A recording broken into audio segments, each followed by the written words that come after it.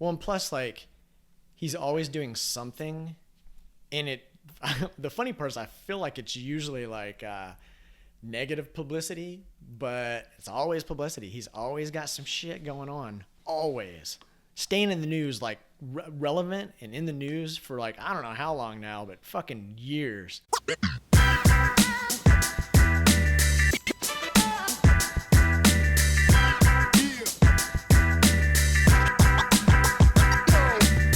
I was gonna move this desk out and then go to the other side and like flip my monitors and everything around. It's like I like your background, and like mine's like a room of shit. Like I have like, shit. I mean, you've seen my place, but I'll describe it. Like the walls, like all around here, are actually like cloth. They're like insulated cloth. This is like the weirdest cigar room ever. But I thought it might be cool to like have that as a background, and then like all my lights that I have, all my LED lights, like just shining a color up behind me or something. And so I was gonna try that, but then I was like, I don't want to waste a bunch of time. So anyway, let's make it happen, man.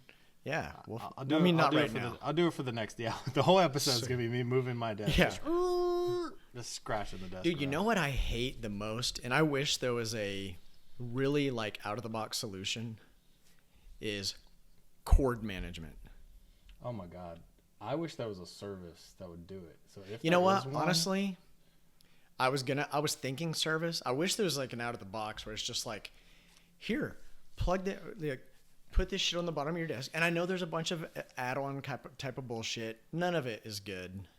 No, but it's more of just like, they'd have to know exactly what you have, like what you're working with, like exactly. That's what I'm saying, though. Every third party, every peripheral, they need to have everything. like, well, cords are just cords for the most part. What they need is like, yes, I agree. It's like I have this much shit or this much, or honestly, just like sell me the thing that allows me to just put fucking tons of cords underneath a standard desk or whatever, or just measure it out and say, how big of a thing can you have? And it's just like, I don't know, they plug up in there or something. I don't know. This is a device. We're going to create this. Maybe. I don't know. Well, and it's also too, like, even if you do see it, I want it to look cool. That's what I'm talking about. Yeah, there's no way to really hide everything, but at least like if it looks straight, and like it pisses me off so much when I see, and honestly, I'm guilty of it. I piss myself off. It's like, cause I mean, the way that you and I have to like, just, you know, we'll randomly have to set up different shit from time to time in a different area. And it's like, I'm not going to take all the time every time to just redo this.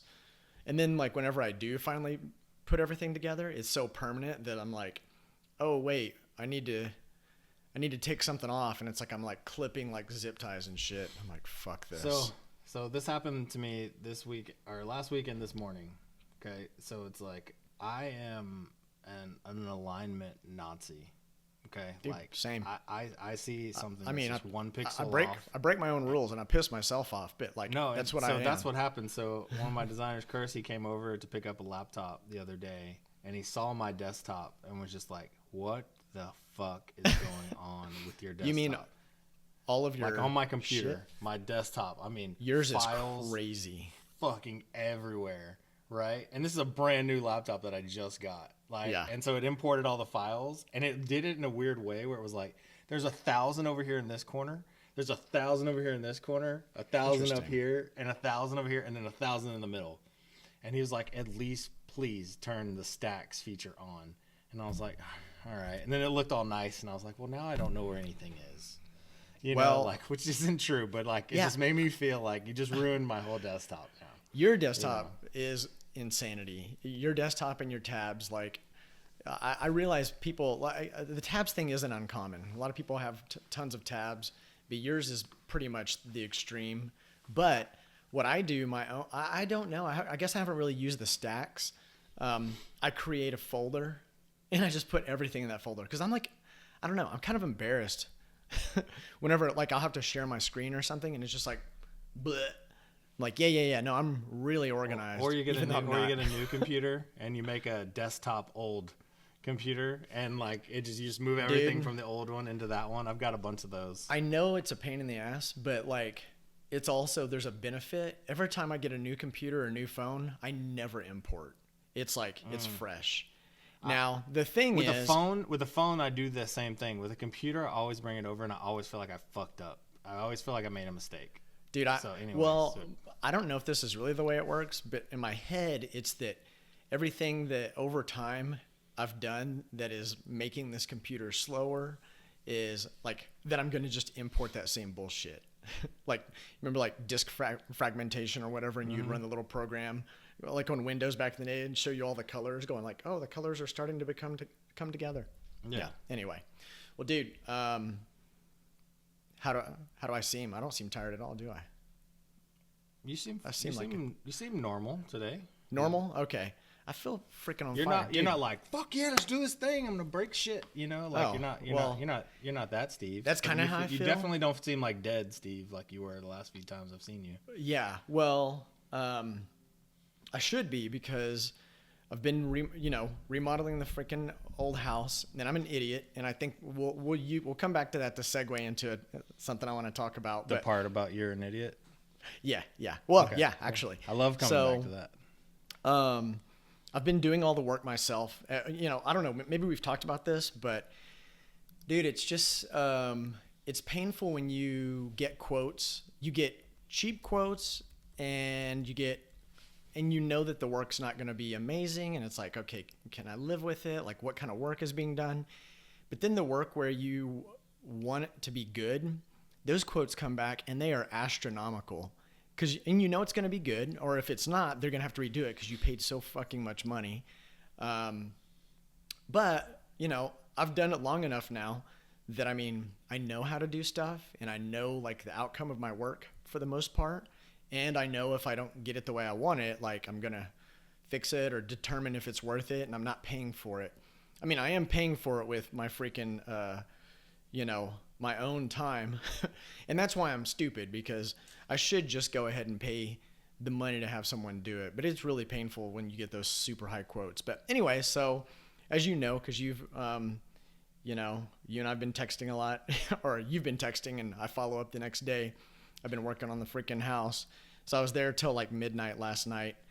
And my poor son was with me, and he's like 7, and he's like, when are we going to leave? But yeah, so dude, I've been taking these Mucuna purines. I heard about these from actually a friend of mine that's as much of a, I don't like the word biohacker. It's kind of stupid, I think, typically, but like, finding supplements that help you get outcomes that you want. Anyway, he's completely gotten off of Adderall, and he's like, I don't know if I actually need it or not, but I definitely like taking it, from time to time. But he needs it, and he's gotten completely off of it. And when he told me that was one of the side effects, was that like, people get off of Adderall, I was like, no way that's going to work. Adderall is like freaking meth, right? So anyway, he messages me, and I was like, hey, how's it going? And he was like, dude, it's going good. Like, I'm completely off Adderall. And I was like, what? I definitely didn't think that was going to work out. So anyway, I ordered some, and dude, I love them. Dude, I love drugs. I love being able to take things for like, I do too, up, but I question for it though, because it's like I tried it that day you got it. Did it feel different? Like, did it take a minute? Was there like, it's like some things you take, like there's like a load period, and there's like this, and your body's got to like get used to it, or like you were just feeling good from the very first day? Yeah. Well, that it was maybe it was our last recording. Like, I was dead, and you even told me, and then when we did it, you're like, yeah, you seem fine. And I was definitely like, part of it is tired, and part of it is like, a little bit of burnout from just like basically working around the clock on different shit. But, it's just like, I definitely like, I'm like, zombified a little bit. But, no, for me, man, it was like, I think the first day was like 15 minutes, and I was like, I feel great. And today I took it, and 15 minutes, I was like, shit, I don't know if this is kicking in. I'm like, fuck. And then, maybe within 30 minutes, I was like, let's fucking do this. I'm on fire. I went and put in our document fucking 13 things to fucking talk about. I hadn't looked at it. I just opened it up, and I was like, holy shit, this is the most organized it's ever been since we started this show. Yeah, dude. Like, so everybody out there, you can buy this shit on Amazon. It's Mucuna purines. And if you want to learn a little bit more about it, just Andrew Huberman talks about it. But it's like Mucuna M-U-C-U-N-A. I'm probably spelling that wrong because I spelled it wrong in the doc. M-U-C-U-C-N-A. That's not right. That's not right. I didn't spell it right. Oh, you didn't spell it right. M-U-C-U-N-A. Prurines. P-R-U-R-I-E-N-S extract. Yeah, I got the double wood brand in case you want to stick to the brand that I feel like is working for me. I like that you could have just been like, hey, we'll put a link down below. Instead, you were like, no, let me spell it for you every single letter. Here's the problem. I've said that in previous episodes, and then it comes down to like editing, and it's like, time to launch this shit. I'm like, fuck it. So, okay, so we'll never say that again. We'll be like, hey, if you want to know about this, comment and remind us that we said that we were going to tell you what it was, and we'll reply back to your comment with what it actually is. It'll be our gamification for getting more engagement. But honestly, I feel like we're better at replying to comments than we are at actually writing the descriptions and doing all the stuff because, you know, like I want to talk to people. Yeah. But, hey, man. So one thing I thought was pretty funny, I've been getting blasted with emails from Chipotle, and they're like giving away guac. It's like, order this and get a free guac. You're building up points. You're going to get free guac for the month. And I was like, fucking Ray's full of shit. I feel like that I have a theory to this. Okay. All right, let's hear it. Are they the guac mafia? I just read it. No, I read it and I was like, oh, this is easy. I know what they're doing. They're obvious. So like when people think of guac these days, I honestly feel like Chipotle has owned it. They've owned the whole. It's so good. They've branded it oh, it's extra. It's extra. Anyone talks about extra guac, they're talking about Chipotle. Like they've owned when people talk about guac. And they charge so much for it. Yeah. And so now what they're doing is like everyone's freaking out going, there's no avocados. And every story is just like the one that we said is like, well, Chipotle is going to be fucked now. They're going to be charging you $20 for guac now, or they're just not going to have it. And so what in my head, if I was them, I'd be like, okay, guys, we got to like get rid of the fear. We've got to come up with a campaign that's like, no, guac is here to stay. Chipotle's got you. Don't even worry about it. So much, we're going to give it to you for free. But really, it's not. It's some gamification where it's like, no, you're going to buy 27 burritos and then you get fucking free guac. But it's like they're trying to push that like there's nothing to worry about. Everything's fine. And what you really shouldn't worry about is when we start charging even more. But we'll do it incrementally so you won't be able to tell. It went from $225 to $237, you know, and so you won't tell, you know. Dude, okay, so customer experience, fucking Chipotle. The thing that drives me nuts is the people. So I'm sure that there's like, they go to this training because, you know, they dip the spoon in the guac and then they tap the spoon. So all the guac comes off except what's on the spoon. And then they snap it and it comes off. It's so never the same. Like sometimes people just like scoop it and put it on there. And you're like, fuck yeah, you're awesome. And you're happy. And then sometimes people tap that spoon so many times that I'm like, hey, I'm going to need you to put a little extra guac on there. And they're like, oh, you want extra guac? And I'm like, no, I don't want to pay for extra guac, but like, you need to hook it up or you can like, fucking come on, or put it in the fucking little tub or something. Cause I feel like I'm getting ripped off here. Then, my wife, got the tacos the other day and she got guac on the tacos. They put one of those whole spoonful things on each taco. I mean, I'm sure the dude was just like a moron. And I said, hell yeah. And like, Nicole's like, shut up, dude. Like, we're getting all this basically free guac. But I thought you were going to be like, they were like, oh, but then they charged me guac for each taco individually. Oh, God. That would have been amazing. Well, I didn't actually look at the receipt. I'm curious on this. So I always feel like, because I'm a burrito and a sandwich person, right? So it's like I constantly go to those places. And I don't remember if we've told that whole DMV story of like the Sean's trainer dude. Did we tell that story before? I feel like we did. Well, anyway, it was just do the abbreviated version. Well, it's like even in horrible situations, you create like the experience you want. Yeah, totally. Versus letting like, oh, I'm going to the DMV. I fucking hate the DMV. Oh yeah, we talked about this because I was like, that's me. You know, you're like, I'm gonna have the best experience ever. I feel the same way when it comes to a service like, am I going to get hooked up today or am I going to get the shitty burrito today? I feel like when you come in and you're like, hey, how's it going? How's your day going? You know, which I tell you, you're the master at this. You totally are. Dude, there used to be a guy at the Lemon Avenue one because, you know, that's like near Gayborhood. And like big gay Mexican dude, like super flirty. And I'd basically just like flirt with him. And dude, he would hook it up. He was like, actually, Wow. I don't know if I thought of this way, or maybe I didn't. I just kind of blocked it out. But he was like, "You're getting extra meat today," and he would give me extra. He's like licking the spoon and putting it in there for you.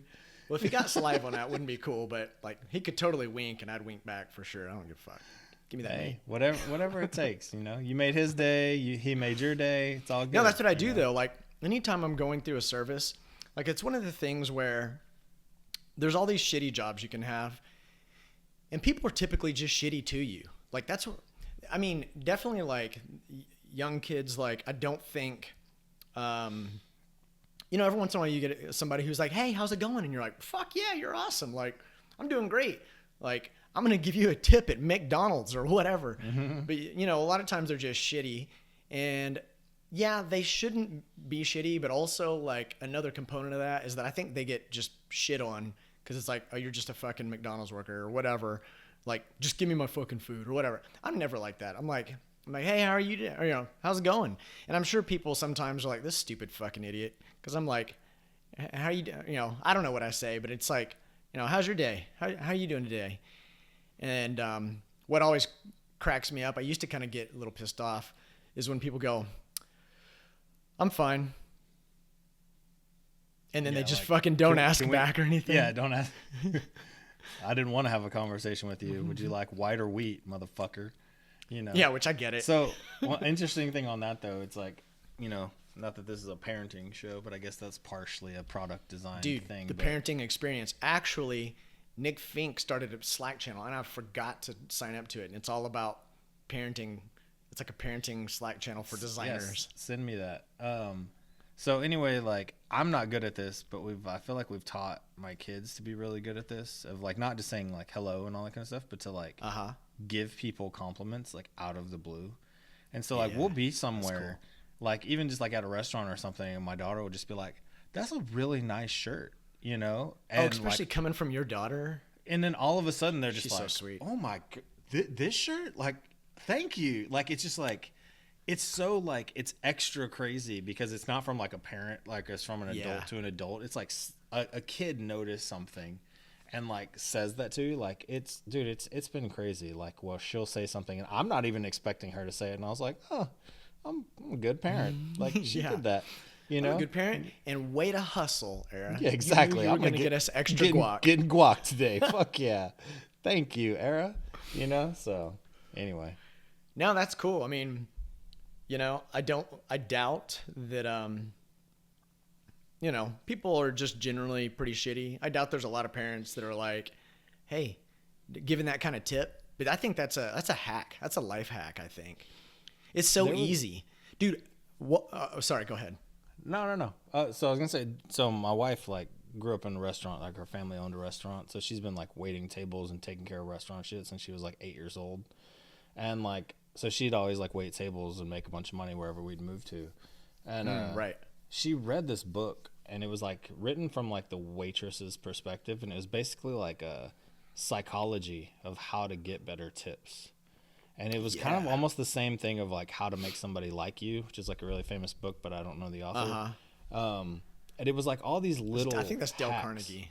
But it's all these little hacks. Like you walk up and you just like barely touch someone on the shoulder. It's like, "How's everybody doing today?" And the physical touch would like make the tips go up like 27% or something. I'm making up a number right now, but it was exponential.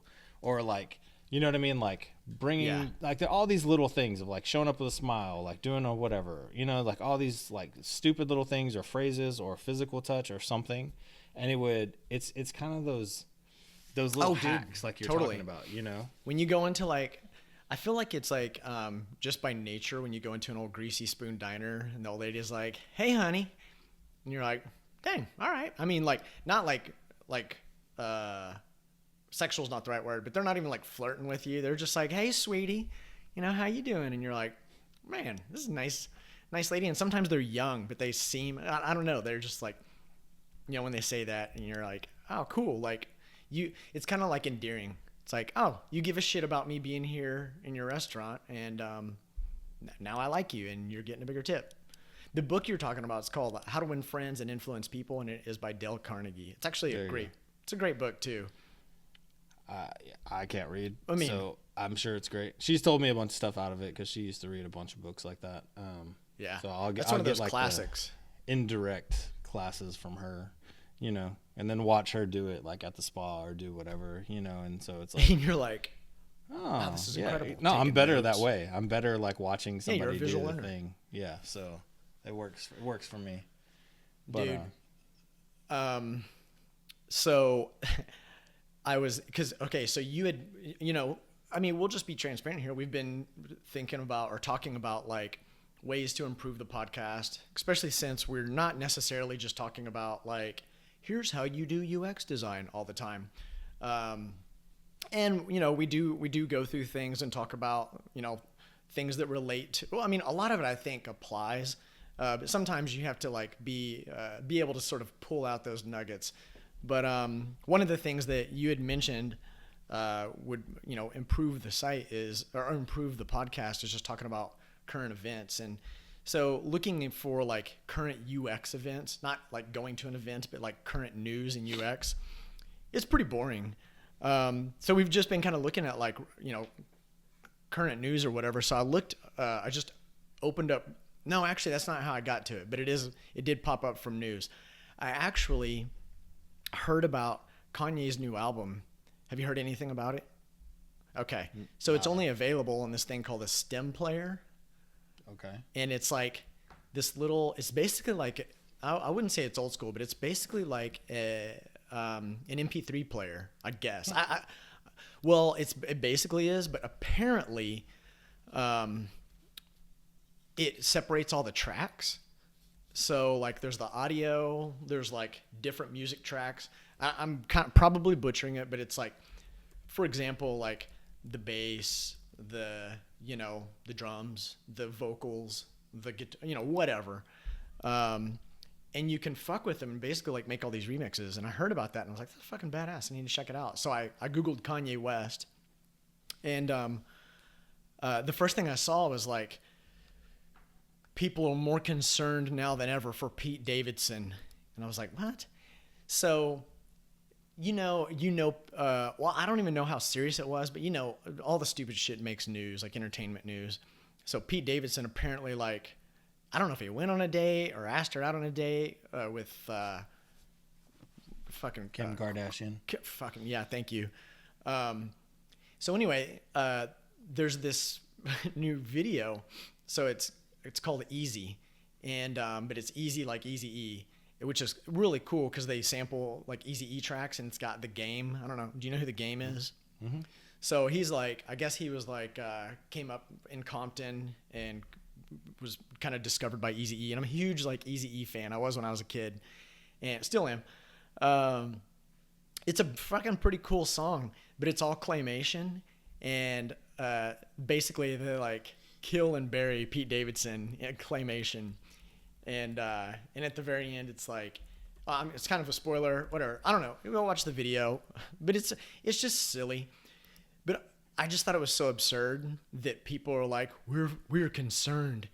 I'm like, do you know nothing about like fucking gangster rap or like the history? You remember back in the day, it was all talking shit. Like one artist would come out with an album. I don't feel like it happens as much now. I know there's like beef sometimes, and I don't even know if like the beef was real. I think it would kind of be kind of real, but like definitely like played up for the albums. But I'm like, people come on, get real. Like there's no way this guy's going to like fucking make a whole song. Well, it doesn't really reference him in the lyrics of the song, but the video, it kind of has this claymation of him. There's no way he's going to like do that and then go murder this guy. I guess, I mean, that's possible, but highly doubtful. It's just, I just think it's silly. It's just a silly video. And if I was Pete Davidson, I'd be like, Jesus, okay. I'd reach out, or I'd probably make a comment and be like, okay, I hope I don't get killed, make a joke about it. But like just legit serious concern, I think is it's absurd in my opinion. Maybe I'm the idiot here. I think what's absurd, I'm watching this video right now, and like, it's so like, it's not well done. It's like crudely claymation. Like you can see the fingerprints and like all the clay of them, like putting it together. And it looks like some of the characters have brain damage and stuff. Like their heads 100%. Are all jacked up. Pete Davidson's eyelids are like super giant on the bottom. I haven't seen him yet. Like I'm just he pops up there in a little bit. All right. But well, it's funny because when we were talking about doing some promo stuff, I was thinking, I mentioned like, dude, we should get Claymation figures of us created. And in my mind, I was thinking of like, I don't know if it's Expedia or Hotel. I think it's hotels.com. And it's like, I think they're computer generated. I don't really know. It looks like Claymation, but it's like perfect. And so in my head, I was like, yeah. So I go on Fiverr. I'm like, man, let's see if I can find somebody. And they all look like total dog shit. Like totally like you were saying, like you can see like this guy just roll the ball in his hand, push 2 fingers in for eyes. And I'm like, it's like, here's the work I've done. I'm like, this is your portfolio? Jesus. This means this is your best work. Yeah. Not even that good. You only show off the good stuff, and that was the good stuff. So imagine what bad stuff he had, Totally. So, but no, this is interesting. No, I mean, I knew like, that Pete Davidson was dating her and like, are they actually dating? Like, they dated and broke up? No. Man, time flies. Like that Kanye was married to Kim Kardashian. They're not together anymore. And I thought that, and I don't know, I feel like you said everything is blown out of proportion for the media. But as far as what I knew, I thought Pete Davidson and her were dating. Which is weird, but whatever. It's weird. I'm so not a Pete Davidson fan. I just don't think he's funny, and he's actually like obnoxious. There was some movie called The King of something. I don't know. I don't remember now. Oh, it's like but I started King of Brooklyn or King of Queen or like Jersey or something. I know what you're talking about, but yeah, he just smoked cigarettes like the whole movie. Well, King of Staten Island. Staten Island, there you go. Yeah, well, it's got a lot of great actors in it, and I heard like good stuff like about it. And so like, I don't know, I'm a Bill Burr fan, and he's like the dad's best friend or whatever. Pete Davidson's dad, I guess, died. They're firefighters. I don't know. It's about that. There's no spoiler alerts because I didn't fucking watch it because I couldn't handle how stupid I think Pete Davidson is. But there's one scene from that movie though that still cracks me up to this day. Should I watch it? No, just watch. Okay. Let's watch like this one clip. I'll send it to you. It's like, what's his name? The guy from Billy Madison. The guy like, I'm glad I called that guy. The guy that's gonna kill everybody with the list. Steve Buscemi. Yes. Buscemi. Yeah. I love him. They're at like a basketball game, and he looks up and goes, "Hey," to Pete Davis. He's like, "You want a hot dog?" He goes, "No, I can't. I've got IBS." He goes, "You got what?" He goes, "It means when I eat things, my stomach lining gets all messed up, and I have to poop all the time." And Bill Burr looks at him and goes, "Next time, just say you don't want a fucking hot dog." He's like, I'm just trying to spread. He goes, "I'm just trying to spread awareness." And so I was like, man, that's like the best commercial for IBS right there. But anyway, but it's got so many good people. That one scene's the best part of the movie to me. So all right, done. That's all. I'll just watch that and give it a review. But this back to the Kanye thing. It's like, so you have to buy a device to listen to his album. Yeah, so I did want to come back to that. It's $200, so essentially it's a $200 album. Yeah, but I mean, he's brilliant. Like as far as product design, dude, I agree. The Yeezys, his clothes, like, and it's like even the stuff like I don't like the way they look. I hate like the way everything looks, but it gets marketed with so much hype that like I think he's like brilliant marketer. I really do. I think that everything, the whole crazy Kanye thing, I think is a total act. And I think he's just a really fucking smart person that realized one day that if he could like just piss off the world, the other part of the world is going to just buy everything that he does. Yeah. For 10x. I think you're right, man. Totally. Well, and plus like he's always doing something, and the funny part is I feel like it's usually like negative publicity, but it's always publicity. He's always got some shit going on. Always. Staying in the news, like relevant and in the news for like, I don't know how long now, but fucking years. But so it's like, I used to like, Joanne, my wife, she used to watch like all the Keeping Up with the Kardashians and like all those crazy shows and stuff. And like, I was never, it's one of those things where it's like, I'm not a fan, but like I know everything because I've literally watched it all. Because you're with your wife. Yeah. I get it. So like, he was on there a lot, obviously, once they got married. Oh, okay. And so him in everyday life, he seemed just like a normal, regular person. Hey guys. Kinda. I mean, yeah. Or like he'll make fun of her and she'd be like, "Oh, I've never been in our pool because it doesn't have a hot tub." And he's like, "Oh my god, you mean it doesn't have a hot tub? Oh my god!" Like he just like make fun of her, and just shit like that. And it's like, but then he goes on like Joe Rogan or something. And he's just like, "I'm gonna buy the planet. How much does the planet cost?" And then he's like, Joe Rogan starts laughing, and he's like, "What are you gonna do with the planet?" He goes, "I'm gonna rule the world, and I'm gonna do everything." Did he actually say that? Yes. Like that's what I'm saying. It's like he knows. I knew he had gone on there and he was like, he didn't say I'm God, but it was like basically he was like I'm. But God. That's my point. It's like I feel like he knows when there's an audience to say the craziest fucking thing that comes to mind, and somehow that's gonna translate into people talking shit and people talking good things and people talking whatever, and all of that translates into people buying his shit. Right. Yeah. And so it's like, I don't know. He just seems to me like a press machine. And like, so it's like, I wish I had that part, but I also don't want people thinking that I'm a crazy person either, you know? Yeah. Maybe we should quit caring. I don't know. Or that. But I do like his music most of the time. I have gone back and forth over the years. Where I was like, man, I'm not into this guy. And then like a song will come on, I'm like, oh wait, is this Kanye? Fuck, this is fucking dope. And then I'll listen to it like, you know, like what I do is like listen to the same song 30 times in a row, and I'm into it. I think the guy's awesome. I'm a big fan. But to this point of the device, I think it's cool too. I would be much cooler if it wasn't $200, but I guess it is like, you know, it's basically like buying like a little MP3 machine or something. I just wonder what you can do with it outside of his album, though. That I don't want to. I'm interested in that machine, right? Just for his album, but just for his one album, like that seems stupid. I think you can do more than just his album, but I don't really know. But what I do think is cool is the so outside of the box. Like you can't buy this. You can't even get fucking MP3s from my site. You have to fucking buy this device to play my music, and it's cool. And I don't know. There's something about that kind of reminds me of like back in the day before everything was like, you know, I don't know if things are constantly advancing, but you know, now there's just standards, and it's like, okay, here's what you create and how people play it or whatever. But it's like back when there was still like CDs and even like records, like, you know who Jack White is, right? Mm-hmm. So he got really into, like creating records, like pressing records. And oh dang, I don't remember the name of the album. If anybody gives a shit, then just go look. But basically there's he created a record that's got all these like secret hidden things in it. Like at a very specific spot, it'll play a song that if you just play the whole record, somehow it'll skip over it. There's a song that only plays backwards or something. I mean, I may be kind of making some of this shit up, but it's that kind of stuff. Mm-hmm. That I just think was like so dope. And so it's like being creative with the way that you deliver. I mean, it's all, you know, it's all that experience stuff. It's like, yeah, this like the entry level is the only thing I don't like about it. But from an experience standpoint, it's totally different.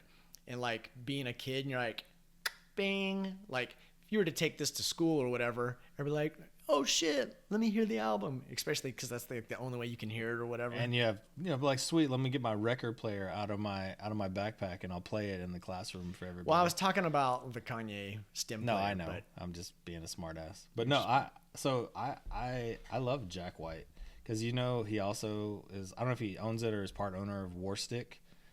Yeah. Which is a baseball company. They make bats and baseball. Those guys are based out of the things like right downtown. It's in Deep Ellum. Yeah, like they have it took them 4 years to make the office, but it's open now. It looks awesome. But and that's kind of what we were talking about before, where it's like there's nothing special about them. It's a baseball bat, but they made them look cool. And like they're handmade. They're like I mean, there's certain types of wood and all that kind of stuff, but other bat companies do that too. It's just a premium baseball bat. It's like they took the same product, they put a different paint job on it, like we talked about with bottles, and they charge more because they're really expensive wooden bats. I think they're doing metal bats now too, but and then on top of that, like you told, like he didn't just like press his own album. He actually started a whole company that only does vinyl. Right, and so it's like this whole vinyl, like record album press whole company, right? Which I don't know. I love when you're into your thing, but then you also like turn your thing into a business, right? Yeah, And like he totally. seems to be like the king of that, which I dig. Yeah, I would say that. Well, I don't know about the baseball thing. I find it interesting that Jack White's a part of a baseball bat. I think he's just a company. baseball fan. Like I don't think he played I or had anything. no I think idea. he just likes baseball. Yeah. Yeah. But my cool Jack White story, it's really not that cool. It's just that like I got to see the White Stripes before they blew up. So it was like it was at Trees, and it was just not a lot of people. It was a super small venue, and him and I think it was his wife, right? They said they were brother and sister, but it was like he was really married to her. Oh, I didn't know that. I thought it was his sister. No, I think they were actually married. Oh. Maybe I'm getting the side of the story. That's that a was weird. Like that's a weird like story to make up. Be like, oh, she's my wife, but really she's my sister, and watch me kiss her. You know, like that's fucking weird. Yeah, maybe I have it backwards. I don't know. Anyway, I hope you have it backwards. You're like, I don't know if I like him as much. Yeah, exactly. But anyway, it was just badass because it was so small, and then they just jam. It's just two people. I'm always a huge fan of like the whole band consisting of like freaking two people. There's also a band called Death from Above that I thought was fucking awesome that I got to see before they blew up. So anyway, I saw a bunch of people down there. Like my friend Bea, she used to book all the bands for Gypsy Tea Room, Trees, and whatever the other one is. There was like 3 that was all owned by the same person. Right. So I lived downtown at the time, so she would just call me and just be like, "Hey, I think you'd like this person. Come." So like I saw Jason Mraz before, like he blew up, and he was just like an indie person traveling in a van, and like who was it? Jason Mraz. Like I saw Nora yeah. Jones like super early when she first came out, like a bunch of people, like, and then she was an artist, so like she would be like, "Oh, they don't have an opening act, I'll be their opening act." Yeah. So she opened for Nora Jones, she opened for like Snoop Dogg. Wow. She opened for like all these people. Yeah, that would just kind of like run through. And then like with Jason Mraz one though, I had it's like they run the sound, right? So literally like they're like all of the whatever they're singing is coming through to the board, right. And then they would like make that. So I had a copy, like they made me a CD of like the whole concert of this, like, and it was fucking awesome. I used to listen to it all the time. It was like, because it wasn't like normal stuff. It was like a bunch of covers and like I remember I was there, and this is when I worked at Match, and like I had a drink in my hand, and like I was like having a conversation. I was like, wait, is he singing Michael Jackson? And like I like I was like, and it was like mama say mama sa mama kusa, and and he was like, and like, but all just with an acoustic guitar and a dude with like a bongo, right? And it was just like, it was so badass, and I was like, oh shit, I'm gonna go listen to this, and so I don't know, it's like I miss those days of like, like even when we were talking about today, like we were talking about going on like a guy's trip or something like that. It's like, I don't know, like I still want to go to like Nashville or something. Like I miss listening to music. Like just like we're gonna go to a bar, that's the and there's great music. thing about Nashville is it's like everywhere. It's like you just go walk down there. Like I can't remember what the name of their main strip is, but it's like going here. And Nicole and I went to a restaurant, and it was delicious, and it had great drinks. And then there was just a band. Of course there's a band, and it was also like they were playing at a level where it wasn't blasting you out, so we could still have like a nice dinner, talk a little bit. You just had great music. Yeah, Nashville's dope. I've never been. I just okay. I've watched the show multiple times, and it Nashville? must be just like that show, right? You've never seen Nashville? Oh my god, dude! So it's all about like I like country. It's fine, but I'm not like a huge country like fan, and like it's all about country music in Nashville, and it's like a whole like series. Mm-hmm. It went on for like I don't know 8, 9, 10 seasons. Really? Yeah, I have and no like idea about it's it. so good. Like I literally have watched it like the whole show multiple times. Like because the music in it, dude, the music in it is really fucking good. Like it is so good, and there's like a story, Yeah. Okay, so I might have to check that out. I've realized over time that I don't dislike country music. It's that I feel like every genre has like a pop version. Mm-hmm. So it's like pop music in general, kind of shitty. But then there's like, I think there's like a pop version of hip hop or rap. It's like just shitty. Like it makes a lot of money and they get a lot of fans, but it's like not a lot of actual, not a lot of, well, I don't know if that's the right way to say it, not a lot of actual talent, but there's definitely not a lot of value in that music aside from that it has like, a nice beat or something. And I feel like a lot of the most popular country is like pop country, but there's like some cool shit. Like there's this band called the Turnpike Troubadours. I think I'm saying it right. And I love those guys. Like the if you listen to the lyrics, you're like, fuck yeah. Talking about some old man that was, just an old wild man driving 80 miles down the road, driving through a ditch or some shit. And you're like, yeah, I dig it. That's me. No, but yeah, so I grew up like my dad listened to country and everything, so I grew up with like classic country stuff, and like I like it. It's like some of the first songs I learned on guitar were like the cowboy chords is what they call them. Just like your basic kind of cowboy songs. Yeah. And I don't know, like I've always I don't actually know what your basic cowboy songs are. Like, what's an example? Oh, like Garth Brooks. So I knew you were gonna say it. Like Randy Travis. Like one song George is like, Strait. Yeah, like all those are all the classics. I grew up in Oklahoma country. Have you ever heard of the Oak Ridge Boys? I have not. Yeah, I feel like they're like probably backwoods country. But the one song, the Garth Brooks song that I think is like kind of teeters on like pop country, and I mean I think probably everybody hates it, but also kind of likes it. Is that shit? Fuck, Exes? now I'm like forgetting the Exes. How's it go? All my exes. That's not Garth Brooks. All my exes live in Texas. Now I hang my hat in Tennessee. Randy Travis? That's Randy Travis. Okay. Yeah, I love that song too, actually. But no, the Garth Brooks one is I've got friends in low places. Oh, friends in low places. Friends yeah. Low places. And that comes on, and everybody in a bar, if that comes on, it doesn't matter if you're in the middle of like uptown, people are all like, woo, yeah. Totally. It's kind of a good, like, bad song, I guess. Especially in Texas. I mean, I don't know if you're in other places, if that's what happens. Nah, I don't know. I feel like this one, I feel like people, just because people know it, it's got kind of a, anyway. I'm with you. Well, hell yeah. Man, I really want to enter, those like, you're watching videos on YouTube and it'll be like 3 seconds later, and it does like that French voice and it shows you, like that clip. My son loves that. I'm so thirsty right now. I was like, because I didn't know you were going to start. I was going to go get a drink and everything. And like, I want to add that right now and go run and get a drink, but I'm good. Do you want to go run and get a drink? I won't die. I'll try not to die.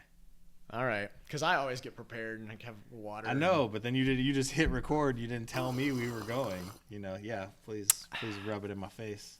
Thank you. Dude, we got some other shit on here. What do you want? Anything you want to talk about? I haven't even gone through the whole list yet because you wrote so many. I kind of normally we have like 2, and we're like, how do we turn this into 3? Yeah. But so while you're looking 13. at those, getting to pick a next one, I think we should try to get through all of them. Okay. No, that's not going to happen. But I'm going to give a trick. I'm going to give a tip, a trick tip.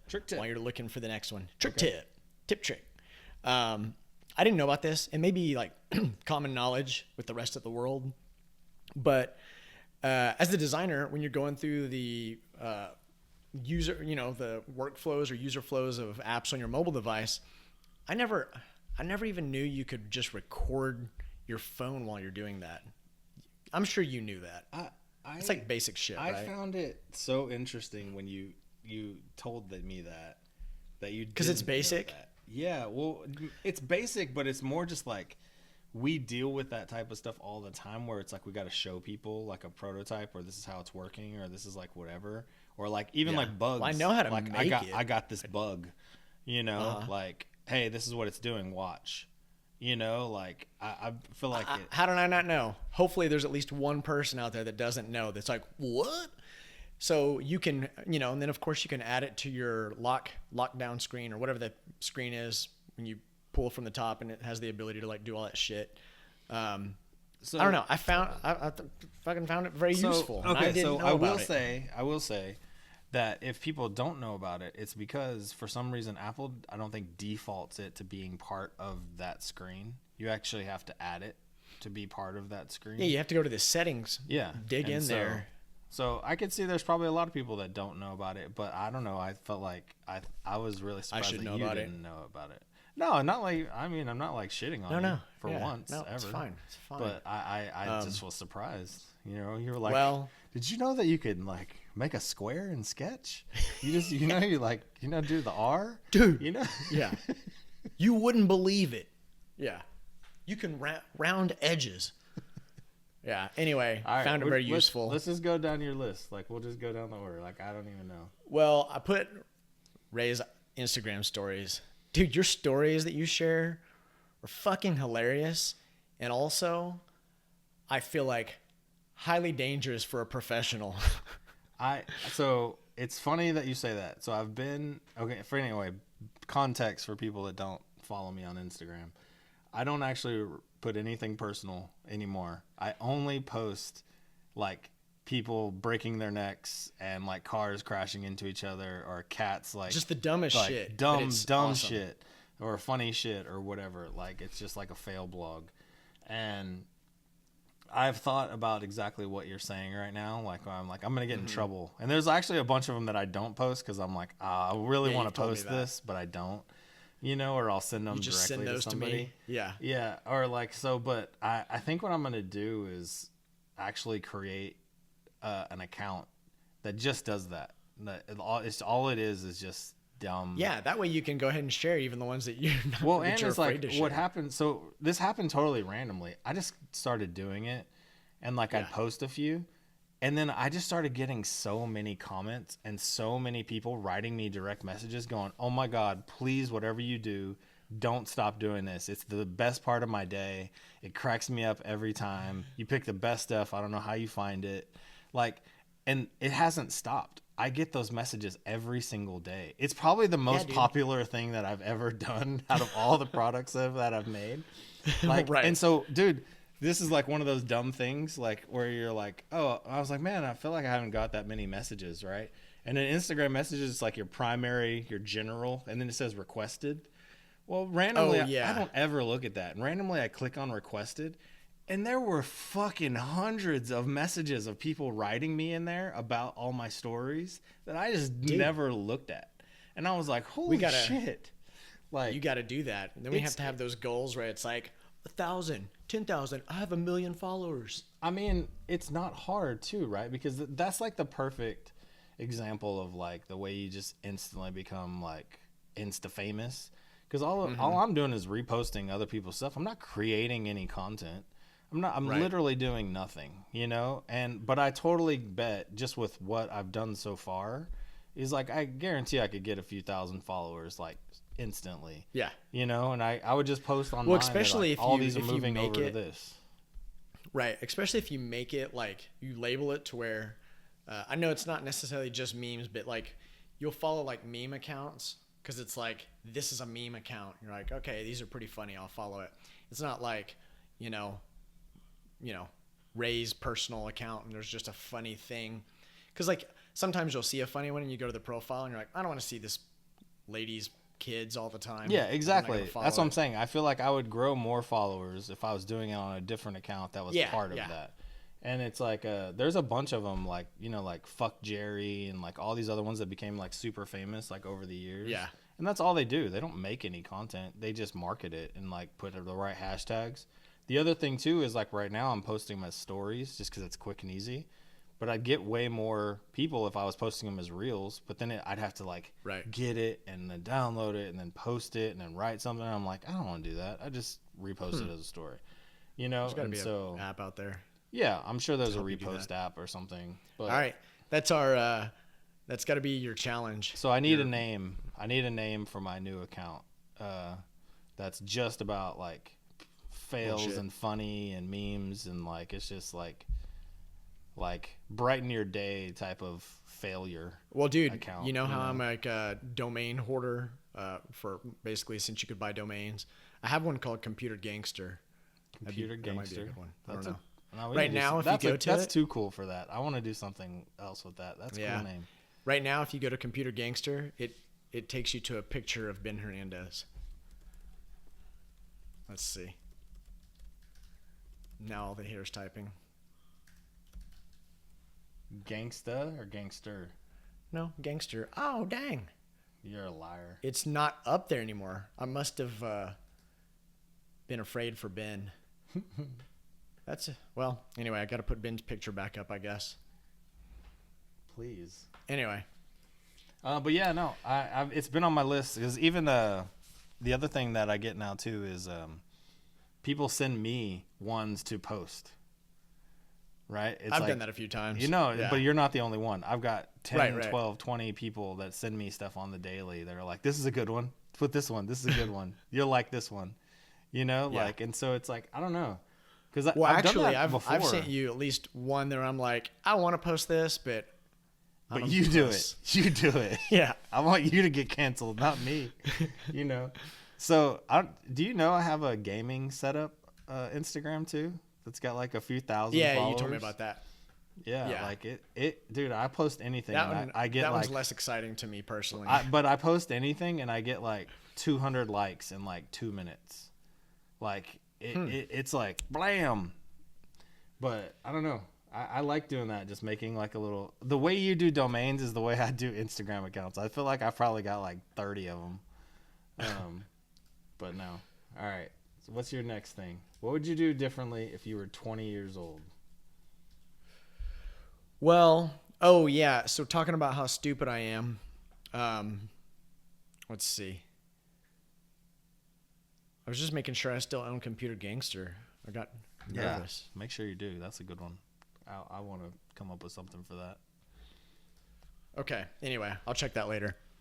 So, I don't know. I thought, as I'm thinking about like, working on one of my properties and doing it myself, and you and I actually had a chat about it the other day, and I was like, if I was to go back whenever I first got into property, like what are all the things I would, do differently or tell myself or whatever. It's kind of that classic, like, what would you tell yourself when you were 20? And I think this goes beyond just like property, but like, I think one of the things, and I sort of feel like it doesn't sound good, but I think there's personal value in it. Actually, it's probably because of what the conversation we had, but it's like, be less helpful.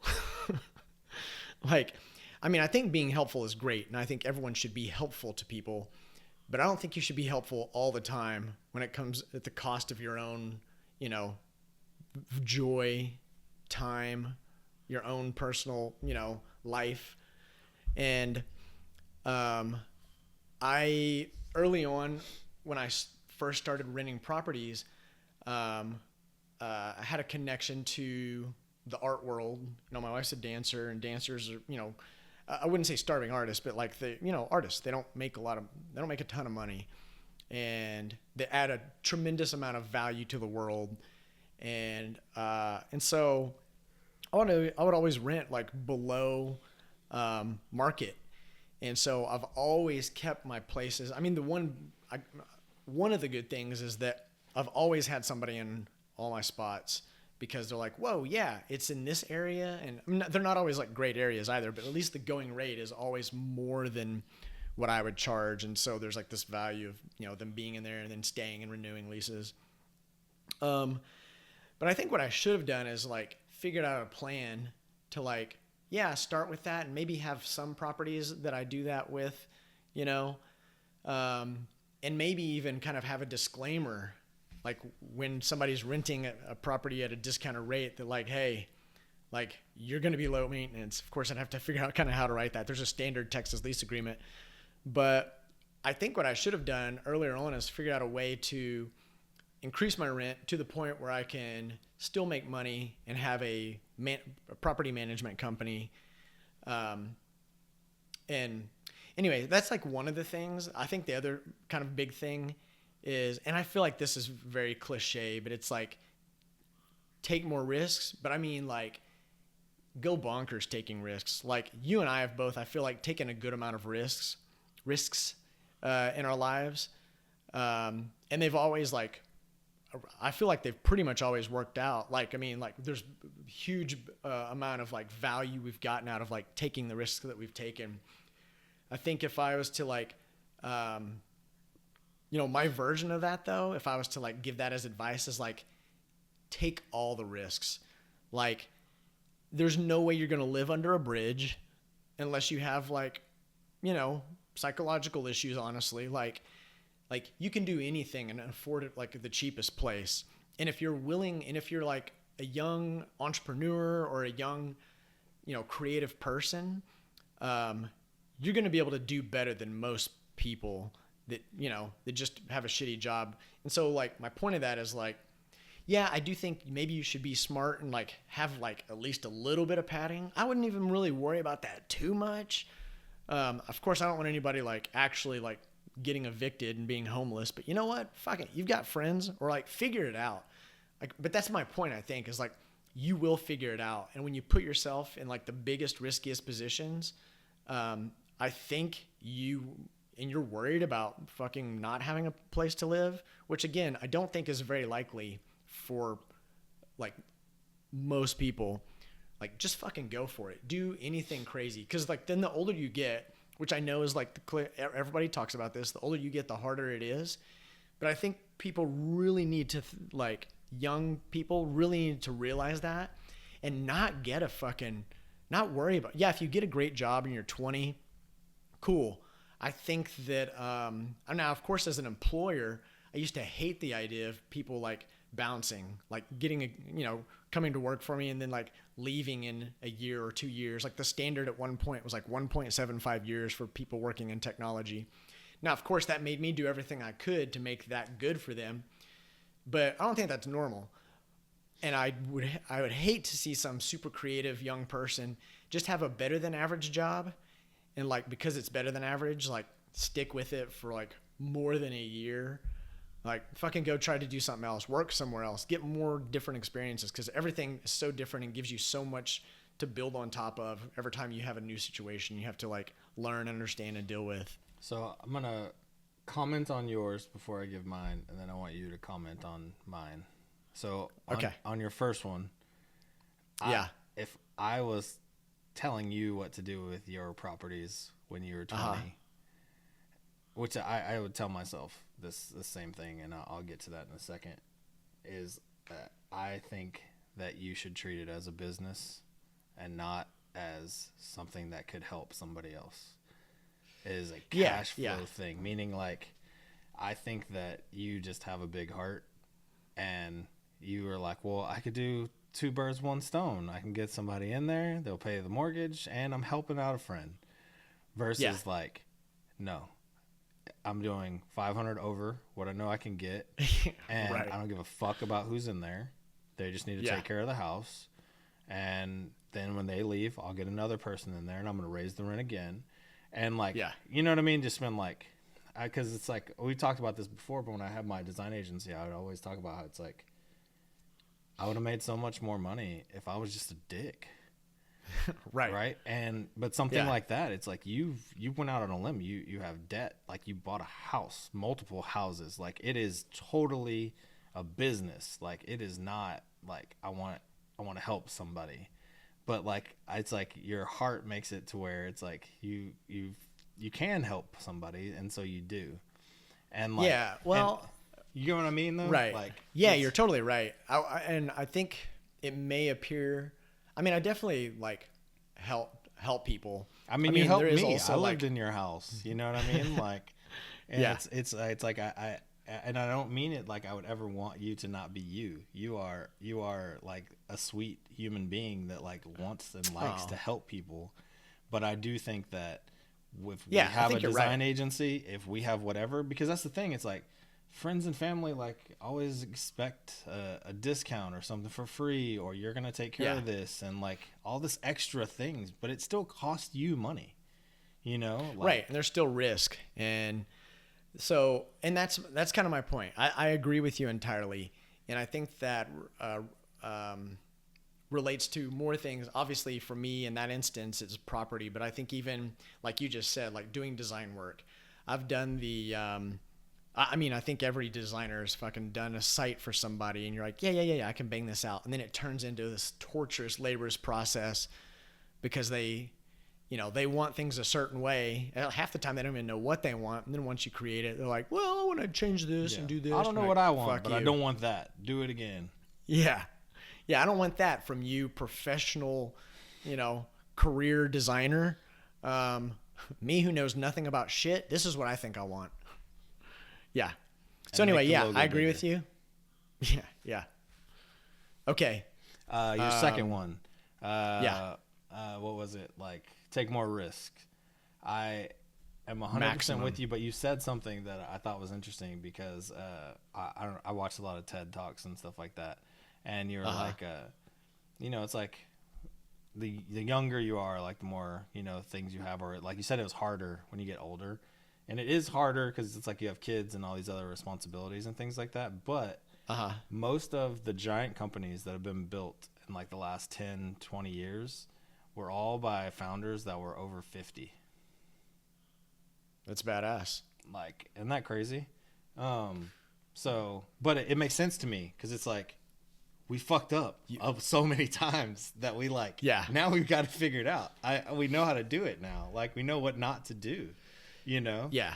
I don't think you should quit taking risks when you get older. I just mean mentally, or you do have different responsibilities. My point was, it's interesting how you're saying like it gets harder when you get older, but it's almost like it's harder, but it's almost like it could be more seamless, less stress type of thing. It's also, it's just a different thing. I don't know if I would say seamless and less stress. I would say now that we've got as we've gotten older, we've gotten nicer houses and shit, and we have kids and families, and the kids go to school and go to this and that.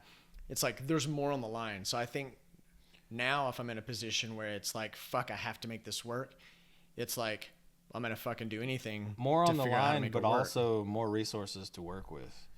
So that's true. And that's the part that I'm talking about. It's like, I wouldn't take on everything myself anymore. That's my first lesson. Oh God. That's my first lesson right there. Like, as I've done it so many times myself, it's like, I'm going to find somebody to help us do this. And you still, well, sometimes you're good at it. Okay. So sometimes you're like, now we'll get it. Okay. So now we'll get into mine. Okay. So my biggest one, and it's something I'm 100% still working on, which you brought up a little bit too, is consistency. Like, I would tell my younger self not to jump around, not just get bored and always jump to the next shiny object, to actually find the one that you feel like is going to get somewhere. Or even with my own talking about, just to be clear, you're talking about your own shit, not with like both. Because that's kind of contradictory. Both. If we're talking about because okay. I didn't work at random places. I worked at startups when I was young. And a lot of those startups went on to get acquired for lots and lots of money that I would have made lots and lots of money. Actually, you know what? That's a great point. And I when I was mentioning that, I actually kind of meant to, mention that. Like, yeah. So there's the companies I went to work for. I'm trying to take credit for what you're saying now. The companies I went to work for, if I was consistent, I would have made out just like I've always planned my whole day. And like, even the startups that I started super young, like, I feel like those, if I just stuck with them, they would have killed it. Like, I was building. There was definitely 100%, the My Baby, Our Baby. Yeah. I feel like which was the first one. That was a big one. I see, and I feel that way about so many, like, even like a little dumb ones. Like, I used to have this, me and Julio built this thing when we were at Match. What was it called? It was just, I had like postcards.co or something like that. Wow. And like, all you did was you put in another person's email and you uploaded an image, and you could pick a tiled background, so you could have grass or wood or whatever. And it was basically just sending an e-card. And this is like, what, 2003, 2002? I don't know. It was like early. And like, so we made this thing, right? We posted it on News Today. Remember News Today? Yeah, sure do, man. News Today. And all of a sudden, thousands and thousands of people were using this thing. And like, we used to have the admin, so we're just seeing them like send funny pictures and be like, this is you and your mom, ha ha ha ha, and like random stuff, right? And so like, we would just see like people were using this thing, and then like a month later we're like, hey, let's go build this other thing, and just threw it in the trash. I think we even shut the site down and would go start something else because it was just the new shiny thing, and it would be really cool if we did this. That's the kind of stuff I talk about. Like, I've thrown away so many halfway done, 3/4 of the way done, 90% done projects that could have been huge things financially, you know, or just like cool things to do. And like, but it's because I'm so ADD and I get bored and I just want to move on to the next thing, and I want to like move to the next town and go to the next job, and like I love the beginnings, you know. And I feel like that has like fucked me like for so long. Like, this is the longest job I've ever had in my whole life other than my own company, and I've only been here 3 years, you know. Like, right.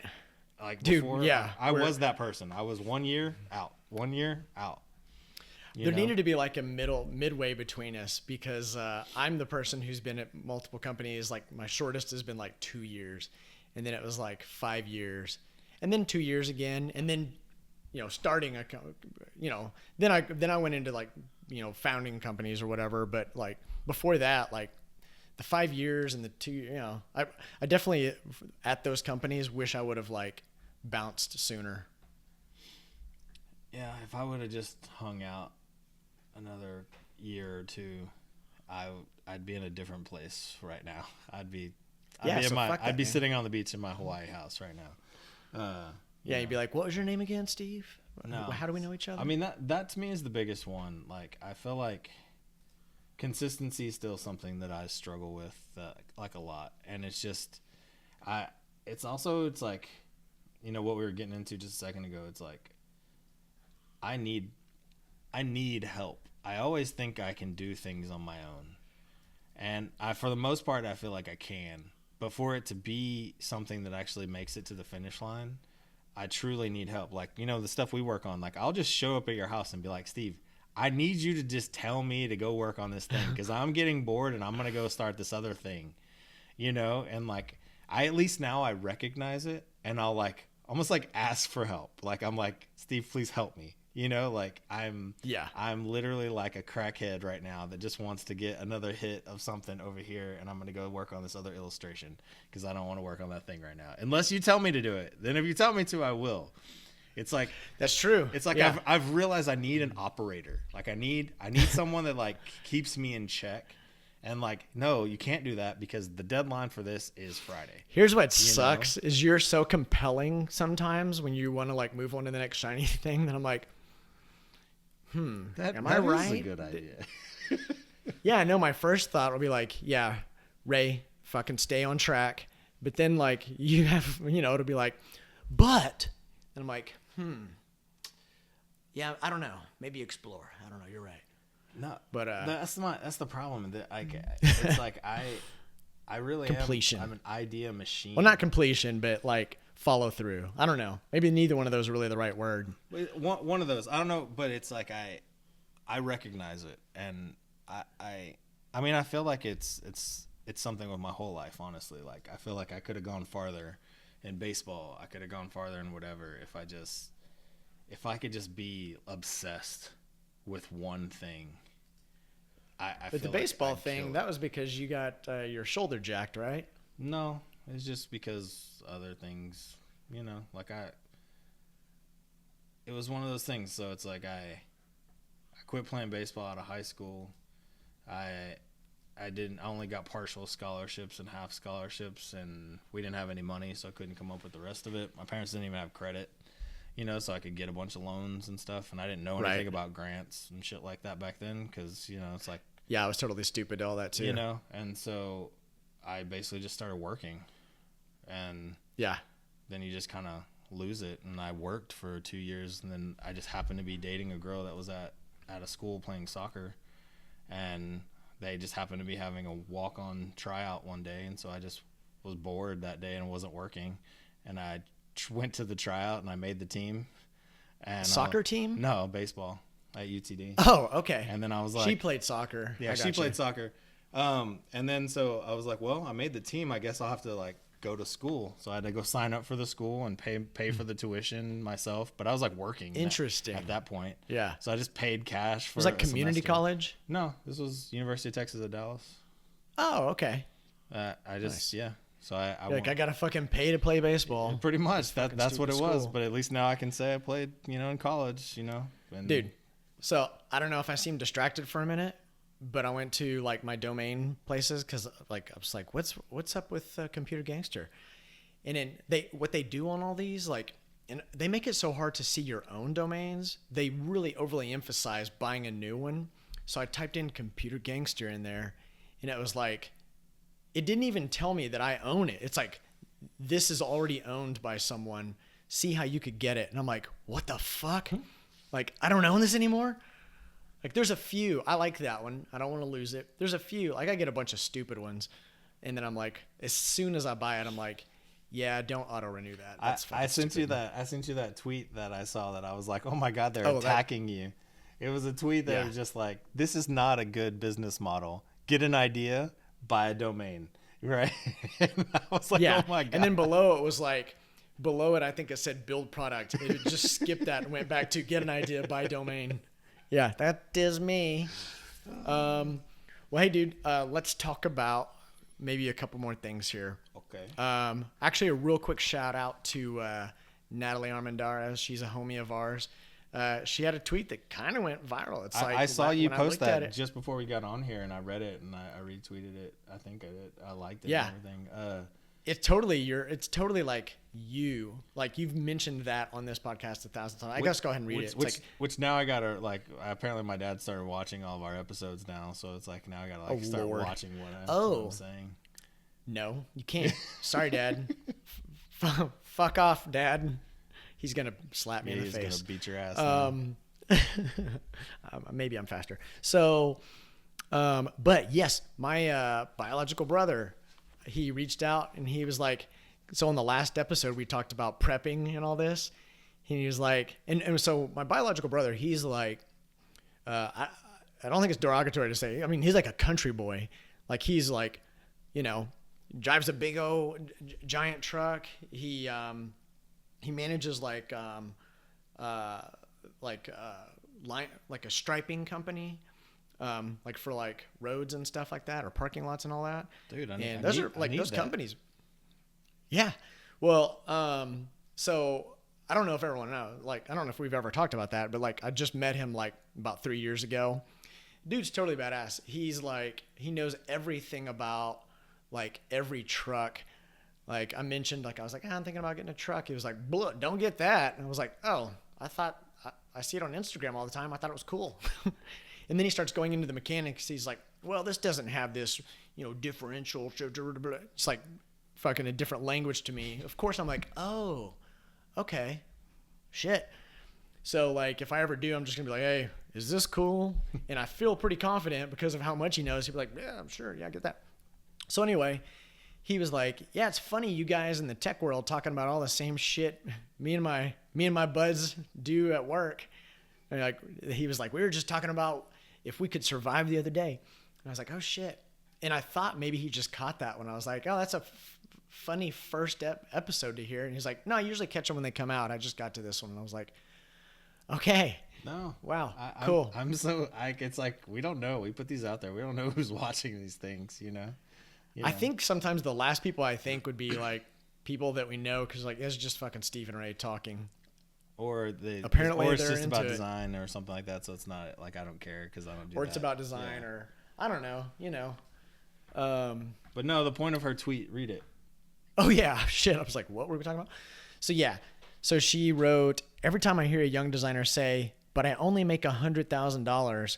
I think about my dad who worked night shifts my whole childhood in a warehouse with no heater and retired making $11 an hour and cringe at how much money gets thrown around in tech. We're all pretty damn privileged. Yeah. No. And it's like, when I looked at it, it was like 3,200 likes. Yeah, something like that. And like that's hundreds legit. Of other retweets and stuff. Yeah. No. Way to go, Natalie. Yeah, no, I think we talked about that on here too, where it's like we definitely have, yeah. Where it's like you've mentioned it more than once, actually. Yeah, which is when I saw it, I was like, Ray's gonna love this. No, I don't know.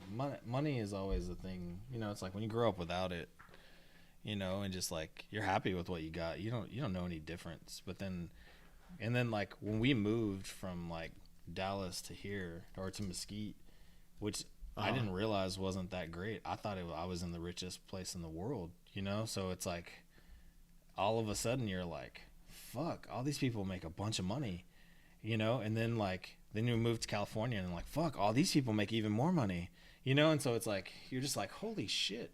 You forget like how you grew up with like, and you were totally fine, you know, with like no money coming in, you know, and like, and now it's all we complain about is that we don't have any money, you know? Yeah. I try not to. Fortunately, we're doing okay. We're doing okay. We're fucking doing great. But dude, I did the inflation calculator because like, so whenever I got my first gig out of school, I made $30,000, and I also made more. I don't remember how much did you make at Match? It was in the 30s or high 20s. I started at $48 an hour. What? Oh wait. Oh, you were a contractor? Yeah, when I first started there. I got you. And then I went. I don't know what that. I don't know. I'm pulling up a calculator. I can't do math. What does he say on there? I don't do public math. Yeah. 48. Well, so I made 30, and I made more than most people. Like our buddies, some of our buddies, everyone made like in the 20s, high 20s. And we had a friend of ours that worked at Fossil, and they paid fucking dirt. So he made like 24,000. And so everybody was like, damn, you make 30? Well, actually I signed a contract for 32, and they put me on like a 90-day probationary period, just as like a standard thing, which is fucking stupid. And then my 90 days came up, and I was like, hey, it's time for that. And he's like, hey man, the company's really struggling right now. And I was like, no, we're not. So this tells you how fucking stupid I am. Like, I didn't even do this math myself. Like when I worked at Match, if I was making $48, I was working full time. That's basically like 90 grand. I know. Year. Yeah. And then I went full time, and I'm pretty sure that I was making 60. And so you guys were crushing. I chopped my money by $30,000. Well, dude, how stupid am I? I got an offer at Match the same like during the time you worked there. That's when we met. Was when I worked at this stupid advertising agency. God, I can't believe you're making 60. Well, so I did the inflation calculator, and so what I made back then would be, in today, based on just some generic U.S. inflation calculator, would be $47,000, like basically $48,000. So it's not like now like entry level for most designers is like 60 or 70. So, right? I mean, I think it depends on the size of the company and profits, right? So it's like there's definitely startups not paying anywhere near that. And there's definitely bigger companies with lots of profits that's paying true. way more than that. But yeah, right. Like I some 50 plus. I was trying to find kind of a median sort of. Yeah, like there's definitely somewhere in there. Well, I guess if it's 50, that would almost equal inflation for like what I made. So maybe I'm talking about myself, but I just know a lot of young designers that make 100, like make close to 100. And it's like, this is my first job, or you know. No, totally. Like, and it's amazing. It is, but it's also just like fucked up, you know. Like it's. Well, I mean, yeah. Well, it's amazing to be able to make that. It's fucked up to complain about it. To Natalie's point, no. I think. That's where I was going with fucked up. It's like I feel like you are fucking blessed if you are making that much. That's funny. Straight out. You of said school. You are fucking, and I thought you were gonna like just say some derogatory term. Well, I mean that's you are a fucking asshole. I think I was going that or blessed, way, and I was trying to be nice because I mean I think that people can be so fucking ungrateful for how good their life is, and just because you're constantly, it's like comparing yourself to like the internet, which isn't real life half the time. You know what I mean? And it's just like, it's just garbage. Where we're like, oh, well, people at Google are making that. Well, yeah, Google employs 20,000 people. Are you one of the 20,000? No. Yeah, just bounce. You know, go for it if you think you can make it through their 3-month. Yeah, we talked about this interview an episode or two ago. Dude, our friend Daniel had 10 interviews. Yeah. Now, he's more of an exec level person, but like, that's he said it took like 5 or I think he said it took 5 months. No, dude, it was nuts. I mean, I only went 3 rounds deep, and that was like 4 months. That was 3 or 4 months just to get through 3 rounds. Wow. Yeah, that's crazy. So, but good job, Natalie. Yeah. Great tweet. I hope my hope, I don't want to like shit on people making a bunch of money. What I want is for people to just like, okay, I'm in a good position. What can I do with this? What can I do to like, I mean, I'm totally down if you're like, what can I do to make more money? But not bitch about somebody else makes more money or I could make money somewhere else. Cause you know what? Fuck, sweet. You should go do that. We've talked about this before. Like when you're like, money is obviously, I don't know if saying this is right or not. It's kind of the most important part. I mean, you're not getting a job somewhere because you just want to work on cool stuff. That's a factor. The money is the reason you're doing it. So I think it's the most important. The type of stuff you're doing, maybe second most important. But like we know, like I talked about, like, you know, some of the local big giant companies where you can go and make a lot of money, like as a more, I never really like to use the word junior, but like a less experienced designer, and you can make a shit ton of money, like more than I made like fucking running 2 companies basically. But you're going to do shit you don't care about. Nothing is going to be, you're going to show your portfolio. It's not really going to like, be that impressive. But you're going to make a lot of money. And I've had friends that have kind of gone to some of these places and have been like, yeah, I'm going to take this job at this particular telecom company. I'm like, save your money, like make a bunch of money and get ready for the next thing because you're going to fucking hate it. And it's 100%. Which me and you have talked about a bunch of times, but I don't know if we've brought it up here, but that's always been my approach of like, I'm always looking to build my own thing. Right. And the way I approach that is the company that I'm working for is my VC. They are giving me investment money. What do you call it? I forget what I used to call it. My financial sponsor or something like that. Like they're essentially corporate sponsor. Corporate sponsorship. There you go. They're sponsoring me to work on my startup that's going to be bigger, that I'm going to make more of, and they're just like they're incubating me and giving me money, you know, so that I can do that. Yeah. That's a great way to look at it, man. I mean, I think that makes the case for potentially staying at some of these shitty places longer, as long as you don't go, you don't go all in. As long as this is a corporate sponsor, and yes, don't fuck them over. Like, don't fuck anybody over. Like, do the work, but don't let them like own your whole life, because that'll happen too. Like most of the companies that I worked for so long, it was, I got so ingrained. I was just a part of that company to where it was like on the weekends or whatever. I'm like, it wasn't like a shitty version of like my boss calling me, but it's like, I'm doing things with the fucking, people in that company all the time, to the point where I'm just like, that's it. That's all I do all the time is for that company. And honestly, like it made me even think where all my creativity could have been going. Like, here's this other thing. I'm thinking on the weekends, like, oh, I bet we could, this, that. But I'm thinking about for my fucking company that just paid me like this mediocre salary or whatever. Well, that's what's interesting is like the yin and yang of us. It's like where I'm always 1 foot out, I feel like you're 3 feet in, like you're like, when you're in it, I prefer your version. You're all in. And I'm like, I'm in there, but I'm ready to like, to like bounce, And I don't know. That's what I'm saying. I think I got to figure out that middle ground. Like I don't want to be as in as I think you're on the better side of it though, for sure. Yeah, I mean, I don't know. It's not even just work thing. It's just like I gotta be consistent with just things in my life, and being healthier and doing stuff, and sex, You're like, I'm halfway out. Yeah, I'm like, yeah. Never mind. I shouldn't have taken it there. I'm 3 feet in. Awful. Edit that out. So. All right. Let's pick one last thing to wrap this thing on. I'm just glad I didn't say it. I know. How long? Where are we at? We're at 1:23. 1 minute. 1 Jesus. minute. Yep. 1 hour, 23 minutes. 1 minute.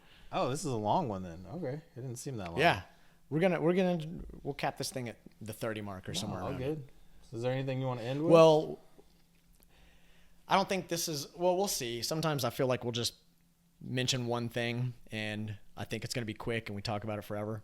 So, dude, you sent me this badass, well, this interesting, very interesting. I think it's kind of badass. It's kind of scary. So the body reading, the body language, reading the body language with what is it, radar? Yeah, it's like a radar sonar thing. So so Google, they have this.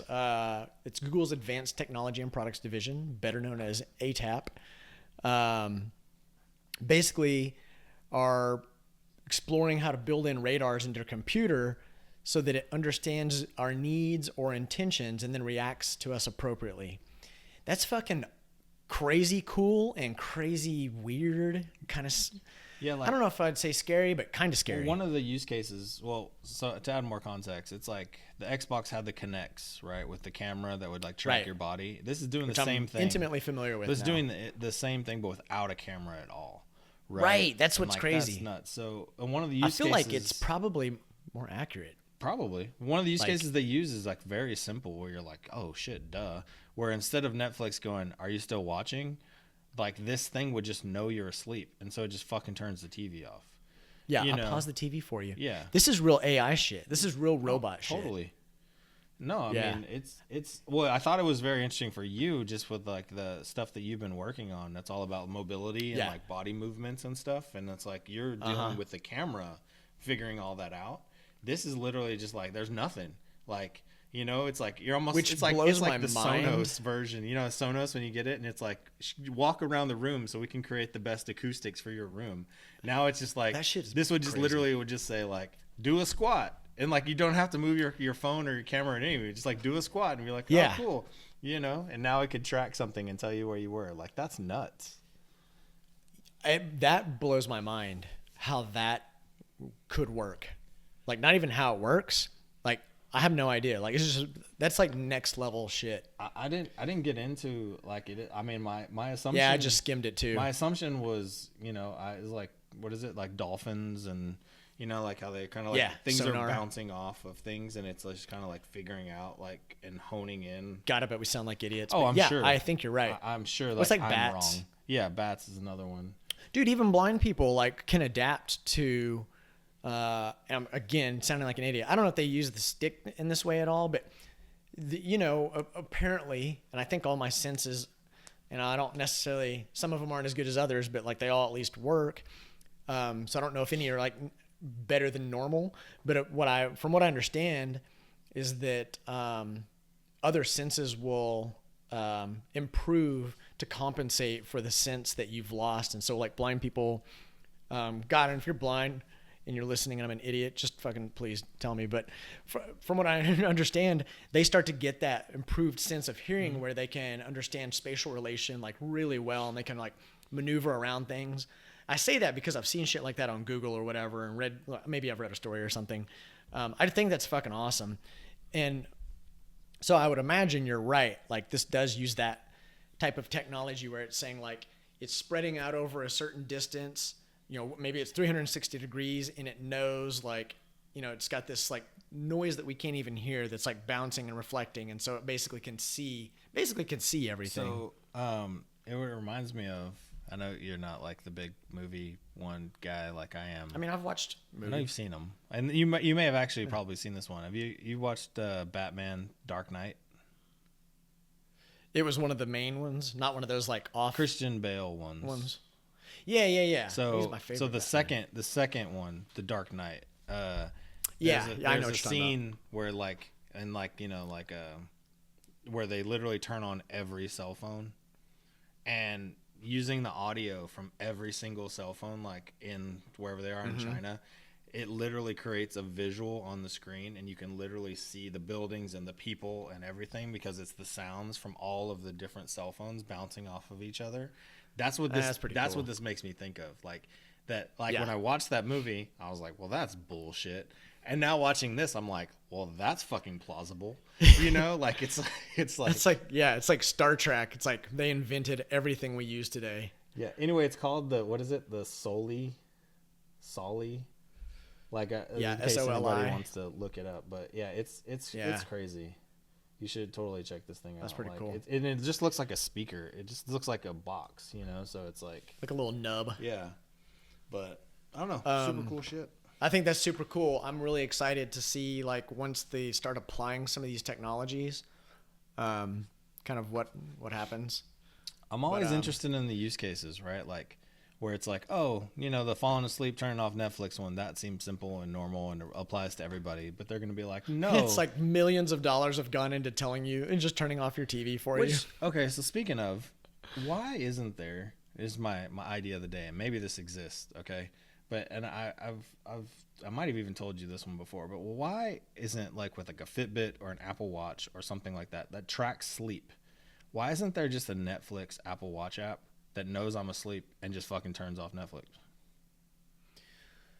Does the Apple Watch know you're asleep? Yes, because your heart rate gets to a certain point, your temperature gets to a certain point, and it actually knows that equals sleep. And that's when it tracks sleep. Netflix, hit us up. We'll consult for a small fee. But you know what I mean? Like little things like that. And be like, oh, well, there might be other people in the house. Well, cool. If they're wearing one too, or like then you do something else. Or maybe you set up like one of the settings is how many people tend to watch TV with you at night or whatever. Like there's a ways around all that stuff. But like I've always wondered why like one doesn't talk to the other. Right? Like business value. But I mean, but there's so many things, like even like driving cars and stuff like that, like all the safety things, like that's way different than Netflix. Just to be clear. I'm with you. I'm just saying other use cases, like you could detect like road rage and like stress, like with your thing while you're driving. I think that idea of detecting that you're asleep, that's amazing. Like while you're driving. Now my car has a thing built in. I went on a long road trip. This was a couple of years ago. I drove to Albuquerque, and I'm the idiot that just like I power through, even when it's so painful. But the car, I had driven straight for so long, and I think there was a few times where like I got close to the line or whatever. I don't know that it was like I was tired or anything. It just over time, driving that long, you get close to the line, and it eventually said on the display, it was like, "You're tired. You should pull over and rest." I was like, "Oh, that's interesting." I was like, "Not gonna do it though." Cancel. No, your car is fucking annoying with that lane departure. It's not. It wasn't that car. I think it was Knuckles' car. Yeah, that is annoying. There's so many things annoying about. So I have a 4Runner. There's so many things annoying about that. It's got the oldest, like, aside from the fact that it's got Apple Play and a screen in there. It's not even a big screen. It's like the most archaic technology. It's like old. It's old-fashioned on the inside. I feel like every car is still that. Like that's the part that still baffles me, which is crazy. It's like only I think like the new Mercedes. Dude, Honda's legit. Is it? I've had a lot of Hondas, and I think they've been pretty legit. Even forever, which surprisingly to me, going to Toyota, I was like, why is this like fucking like my grandpa's truck? Dude, like Ferraris were like still had shitty old things in them, like probably until like a couple years ago. I think part of that is like this like quasi nostalgia bullshit or something. I think it's they have a third party contract with that company, and that company is not contractually obligated to update their shit, because then they'd have to like update it for so many different models and so many different variations, and it's a lot of work. I think people are just fucking lazy. Well, yeah, I mean they don't have to. They're like, it's a contract. Like they'll take it. Like they have. So of course you know who Jason Fried is. Yes. 37 Signals Basecamp. A long time ago, he did a blog that was just taking pictures of like door handles and instrumentation of every kind of car. It's pretty fascinating. You would have to fucking search for that. I don't know where to find it. I mean, it's probably on 37signals.com, which is their blog. I feel like it wasn't. Oh, well. But it probably would be. I don't know. That's interesting. So, one last thing. Apple event. I got an email. Please join us. I think it's the 8th for March 8th. Yeah, you wrote down, does anyone care anymore? And so my team literally just talked about this yesterday. Because really? Yeah, because Curtis wrote me, because he gets those emails too. I didn't even get this email. Obviously, I don't care enough. Mm-hmm. And he was like, "Oh yeah, we got an Apple event this week or Friday or whatever or next week." Sounds like he cares. No, he does. He is all in Apple, right? Like, well, me too. No, all in. HomePods. He uses Apple Notes for everything. He only uses Safari. He does not use Chrome. Like, he is all fucking in on Apple. I don't know. Like, man, 100%. Up until you said the browser, I was like supporting him entirely. But I'm not. I'm like, I like the machine, but I like most of my shit's in Google. Right, but then I like tried Google Home, but I didn't like it, and so then we have Alexa. Dude, Apple's software, or their like sharing and all that, like, is absolute garbage. If they just copied Google in that respect, like, I might actually use it. It might actually be functional. It's so bad. It's just, I don't know. There's just certain things that I like. I like Google's stuff. I just didn't like their hardware, and then I like Apple's hardware, you know. But then it's just like it's a mix and match. But Curtis is all in, perfect. And he was like, "Oh yeah, you know, we used to have a channel in Slack that was just for Apple events, and like it's not there anymore." And I was like, either people don't care or somebody deleted it. But I was like, "Well, what are they even talking about? Like, it's not time for a new phone yet. What are they talking about? That's not till like Black Friday September or whatever." And then they just came out with the new laptops at the last event, so it's not that. Like, what are we even watching, you know? And so I mean I'll watch it, but most of the time it's like I'm doing something and I just put it on, and then like I have to like ask somebody or look at, like, you know, when they do the clips of like, here's everything you missed in 15 seconds, you know, and they just clip it all together. I don't even watch that shit anymore. I so don't care anymore. Like, literally, like, I don't know at what point my computer and my phone are literally just absolute tools. I don't even change my desktop anymore. I don't even change. Well, I mean, apparently I don't even know there's a fucking screen on the phone. Like, I just get it and I'm like, this is a new tool. Like, there was a time back in the day when I would get a new device and I'd be like, ooh, I kind of like try to play with it a little bit, or I'll go to the App Store and try to find something new and play.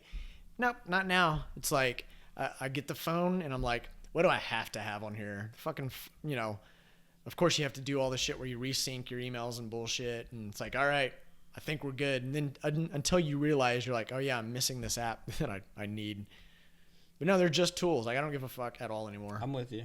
I mean, I'm kind of the same way. I used to literally go through like settings and like, ooh, what's new? Is there anything new in here? Did they hide something in here? Totally. You know, like, you just explore. Yeah, like I remember too in like the first iPhones and second ones, you had to go like, you could change your emojis to like Japanese ones and stuff like that instead of just the US ones. And like, I don't know. Yeah. But I do still, this new machine I haven't. Typically I'm running the beta on everything. Because I always like to see what the new UI is going to be so I can get ready. You know, have for problems. Well, not even the problem. Yeah, I do like problems. I set myself up for problems. You're like, why isn't this fucking shit working? Maybe that won't do that this And time. then it says right under it, this might not work. Like, yeah, but why isn't it? All right, so Curtis cares. I mean, I think he cares. I feel like anybody else. And I know, like, I'm not like a Tim hater, but I think for me, like, after Steve was gone, like, I still listen to it for probably a few more years or something. But like, that dude was like, he was exciting. I don't know. He was exciting and in a weird was way. Innovative. Meaning like, there was no point in doing the presentation unless we were going to fucking wow you. Like, he cared about that wow factor. And there was no fucking point in even doing it if there wasn't one. Where now we're doing 3. He kind of didn't give a fuck either. If we're doing like 3 a year, like, how much wow factor can there be? You know, like. Well, he still did them regularly, but not as many. But I feel like that was the thing. Now. He was a slave driver to like, well, maybe because there's so many much more shit. But there's not that much. He also more like shit. had this. We still have a laptop. We got a phone, and like, what else is there? A HomePod and some headphones. Well, I mean, they do like I think they like. They're all in a different cadence, though. I like agree. The iPad and the iPhone. That's the part that I'm talking about, though. It's like the new laptop, the new desktop. I mean, there's enough shit. I don't know why, but I mean, I think another part of it was like there was this like he didn't give a fuck, sort of. Like, not sort of. I remember whenever. No, he didn't give a fuck. Yeah, that's a good point. But I mean, he was still like very like there was this. He got you excited. He knew how to kind of like build up the excitement and tell the story, even though like you just watch it. I don't know. I feel like you see Steve Jobs and you're like, I don't know, is it that exciting? He was just really good at it. And I remember this. You remember when they started deprecating Flash and all the well, they never supported it in iOS or whatever, right? So I remember this time whenever it was, I think it was an iPad reveal or launch or whatever, and he shows it up on the gigantic screen behind him, and it's like the New York Times, and there's a big square that has like the little Flash plug-in icon that's just like, you know, icon missing or like Flash plug-in missing. He never says anything about it, but it was so obvious, and that was like his like very public sort of like dismissal of like a fucking, you know, at the time, one of the leading technologies that was being used everywhere. He was like, it's garbage. And so everyone was like, oh my God, can you, like thinking that he had an accident, like that was accidental or whatever. And then the story kind of comes, you know, people start, the rumors at least, where basically he was like, no, that was intentional to show you that like they don't give a fuck about Flash and they're not going to support it. I was like, that's baller. Dude, so this is totally random, and I know we're going to cut it off here soon, but I can't even remember the person's name, but I was listening to this podcast, and this guy was talking about how he didn't want to work at Apple, but he took the interview anyway, right? I think he was a developer of some sort, like a very senior person. And like, so he's in the interview, just kind of like going through the motions, kind of whatever. And then all of a sudden Steve Jobs comes in, and he's like, oh, hey, you know, I was really excited to come meet you. And he's kind of like, to meet me? Really? He's like, yeah, I saw the stuff that you built, like the little, you know, this company that you did and like all this kind of stuff. He's like, it's really exciting. He's actually, he's like, can we go take a walk?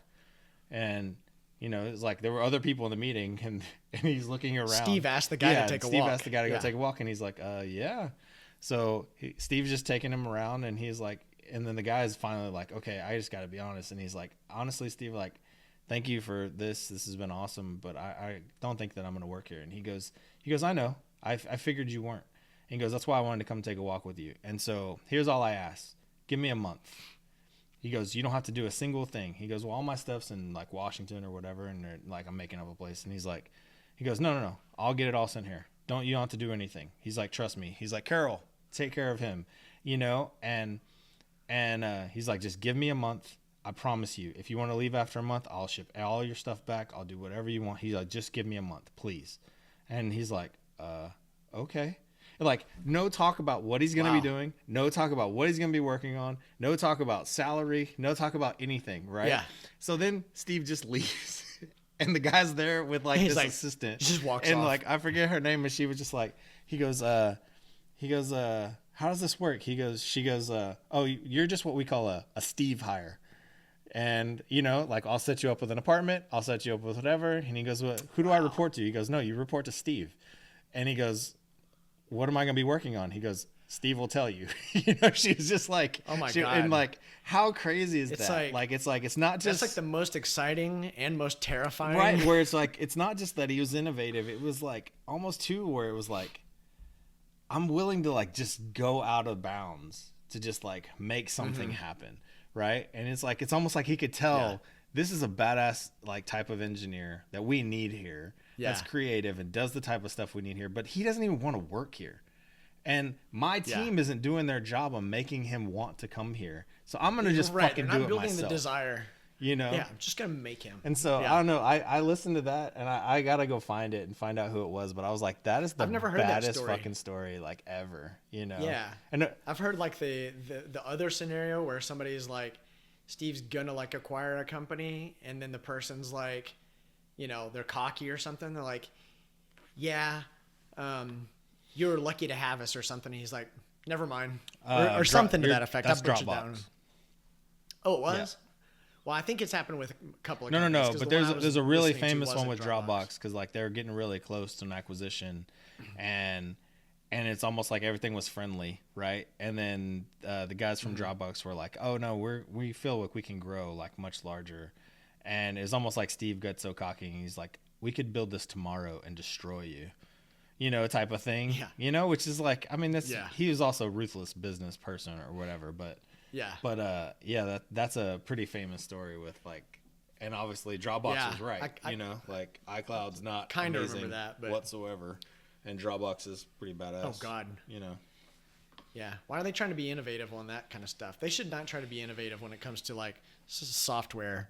Just copy or buy, like just, which we can talk about this next time. Maybe this is like a good thing, but like I've been doing, a lot of like research. I'm like, I want to know, I can't find a list of big companies' smallest acquisitions. You always hear about the $1 billion ones and all this kind of stuff. I want to know about the ones they bought for $1 million, the one they bought for $500K, the one they bought for $2 million. We could sling some shit out over the weekend that they would want to buy for $1 million. That's what I'm getting at. Like, I want to know what that was. Like, was it a plug-in? Was it a whatever? Like, what are the things that they look for? Quick mergers, acqui-hire. Like, what are those? Because, like, they don't get the press. All we get is an email of, like, Sunrise, and we love this application. And then, like, it's just like, oh, we're merging with Google. We're sunsetting the whole product. Yeah, we're deprecating that. Yeah. That was Microsoft that did that. Those fucking bastards. So, anyway. Well, cool. Well, keep looking, man. I might do a search for that, too. That's actually pretty interesting. But, well, dude, we are at an hour and 45 fucking minutes. The longest episode yet. Fuck yeah. Thank you, Macuna Purines. Dude, I mean, you still have more stuff on the list that we didn't even get to, so... I know. Well, yeah, a couple. So, hey, everyone, thanks. If you listened this long, you're fucking incredible. If you didn't listen this long, you're not. So, hey, go like and subscribe. Give us all the, hook us up, folks. We're good. We're good, folks. We just need a couple extra likes. Also, I mentioned this last time. We've got some friends with the podcast. They're only on episode 6. And they're crushing us with the reviews. They've got like 15 reviews. And they're not all good, which is kind of funny. They talk about it on their podcast. They've gotten some 1s, and they've been like, is this good or bad? Fuck it. Give us some 1s. Just, no, don't give us 1s. Why did I say that? Give us some 5s. You're not even giving them love. Like their podcast is called Aphrodite. Go look it up. I've been waiting until, so that's right. I've listened to all of their episodes, and I listened to all of them in like 2 days. So, like, I binged, like, all of their episodes. Yeah. These 2 amazing, bright young ladies, designers, and Key also does some development. They're working on an app right now. It's, I don't know if the reason I haven't mentioned is because I don't know if they're ready I guess they've kind of been talking about it themselves. So, they're working on a dating app. Their podcast is out there. Like, they're working on a dating app, which I'm going to see if I can get on that test flight. I just want to see it just because, like, I've lived in the dating app world for so long. Right. I'm always down. Anyway, so they're our friends, but they're crushing us with they're winning already. Comments and the ratings. Man, we suck. Yeah. It's like guys versus girls. By the way, we have a it's totally true. We have a podcast date with them at the end of this month. Oh, I didn't know we were like recording stuff. Is it an actual podcast or is it like just no? Stuff? We're just meeting up. Cool. I don't know. We're just getting together. No, I'm super. Like I told him, I'm gonna hook him up with some other friends that made a dating app and stuff like that. That I feel like it's very similar to the stuff that they're putting together. So, no. Yeah, what's funny is they do theirs totally different. They're sitting in a room together, and we're sitting in 2 other rooms. I don't think they know how to do it the way we do it, and we don't know how to do it the way they do it. Maybe there'll be some. We'll share some shit and figure it out. The random thing, and it's like I almost like didn't want to tell them this, so it's like I'd sent you a text. Like I just finished in like whatever the last one is, like the 6th episode, and I was like, I just realized that the one I thought was this voice was not that person. It's this person. And so like I had their voices and their faces like That's backwards for 6 episodes, and I just figured out whose voice is what. So anyway, nice, good times. Well, cool. Well, yeah, go check out the Aphrodite app podcast or the Aphrodite podcast. You have to search it. Kia Wright, Emmy Knight. Rhymes. Okay. Rhyme. Anyway, thanks everybody. Yeah, I know they're gonna have to figure out something to do with that. We love you. Until next time, I'm Stephen Ray. Ray Hernandez. Deuces. Later.